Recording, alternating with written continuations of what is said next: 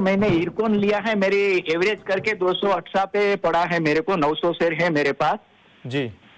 आप बोले उतने समय में रुक सकता हूं, लेकिन अगर रखने लायक है तो, नहीं तो आप बोले तो मैं सेल कर दूं। ठीक है, तो मतलब आप लॉन्ग टर्म भी रख सकते हैं। हाँ, लॉन्ग टर्म सर, आप जितना बोलो उतना टाइम में रख सकता हूँ, लेकिन अपना इन्वेस्टमेंट पूरा डूबने को नहीं होना, बस यही भावना है।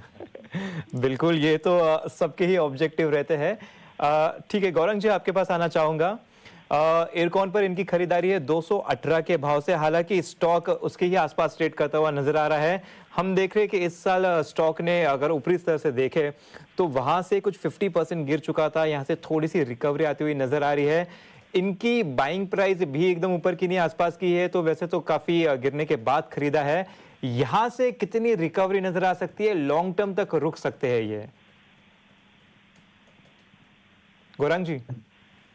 जी अंश, हाँ। सबसे पहले तो मैं नरेंद्र महाराज जी को एक बात स्पष्ट रूप से बताना चाहूंगा कि नरेंद्र जी, जब आपने शेयर बाजार में निवेश किया है तो इतना ध्यान बिल्कुल रखें कि शेयर बाजार में निवेश जो होता है वो सभी जोखिमों के अधीन होता है, राष्ट्रीय स्तर पर और अंतर्राष्ट्रीय स्तर पर। पहली बात। दूसरी बात, शेयर बाजार में कोई प्रकार की गारंटी होती नहीं है कि आपका जो निवेश है वो घटेगा नहीं, या फिर आपको नुकसान नहीं होगा, या फिर आपको 100% मुनाफा ही मिलेगा। इस प्रकार की कोई गारंटी नहीं होती है।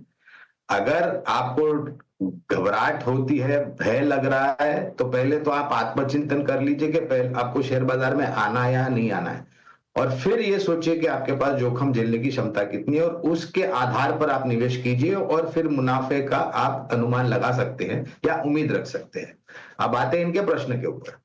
तो देखिए, रेलवे से जुड़ी हुई कंपनी है, और अभी जब प्रोग्राम की शुरुआत में मेरे ख्याल से बात हो रही थी तो मैंने एक बात बताई थी कि आपको रक्षा क्षेत्र और रेलवे क्षेत्र से जुड़ी हुई कंपनियों में निवेश करना है तो आपका नजरिया 3 से 5 साल होना चाहिए, क्योंकि इतना समय लगेगा इन कंपनियों को, जो कि भारतीय रेल और भारतीय रक्षा से जुड़ी हुई है, उनको प्रदर्शन बेहतर लाने के लिए, नतीजों में सुधार लाने के लिए, और फिर उसका रुझान शेयर के दाम में आने के लिए।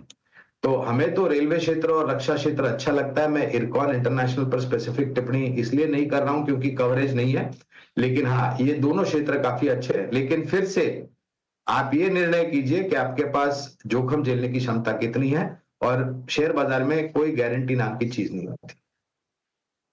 रेट करता हुआ नजर आ रहा है स्टॉक। तो लेवल्स अगर आप देखें तो 160 160 ये एक बहुत ही अहम लेवल रहेगा। लेवल्स को फॉलो करना है। जब तक 160 संभलता है कोई भी डर नहीं है, पॉजिटिव ही रहेगा। शॉर्ट टर्म में थोड़े फ्लक्चुएशन जरूर हो सकते हैं, क्योंकि बहुत सारे रेल और डिफेंस के जो स्टॉक्स है रिकवरी